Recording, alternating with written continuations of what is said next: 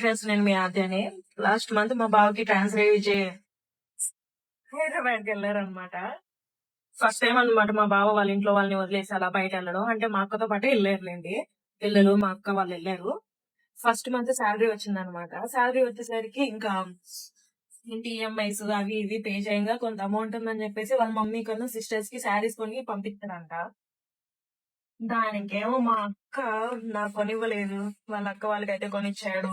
వాళ్ళ మమ్మీకి అయితే తీసిచ్చాడు. నాకైతే తీసిలేదని మా మమ్మీ కాల్ చేసి ఓ అంటుంది.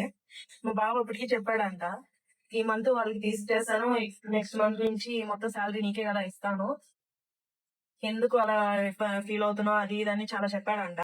నేను వినకుండా ఫస్ట్ శాలరీ వాళ్ళకి తీసిచ్చాడే, నాకు తీసిలేదే అని చెప్పేసి ఓ గోల్ చేస్తుంది అనమాట. అండ్ మా మమ్మీ దగ్గర శాలరీ వస్తుంది. ఫస్ట్ శాలరీ అనే కదా వాళ్ళ మమ్మీకి సిస్టర్స్ కి ఇచ్చారు. తర్వాత ఎలాగో శాలరీ మొత్తం వాళ్ళకే కదా ఇస్తారు, వైఫ్ కే కదా ఇస్తారు. అప్పుడు ఎన్ని కావాలో అన్ని తీసుకోవచ్చు కదా.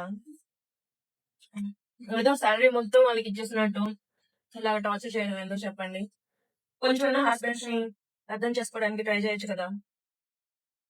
నేను ఇన్వాల్వ్ అయితే నీకేం తెలుసు, నీకేం తెలియదు, ఇవన్నీ నీకు పెళ్ళి అయితే తెలుస్తుంది అని అంటారు. ఏంటో పండి, మ్యారేజ్ మీద పోతున్నాయి నాకు. కొంచెం అర్థం చేసుకోవడానికి ట్రై చేయండి హస్బెండ్స్ ని. ఫాలో చేసి సబ్స్క్రైబ్ చేయండి. బాయ్.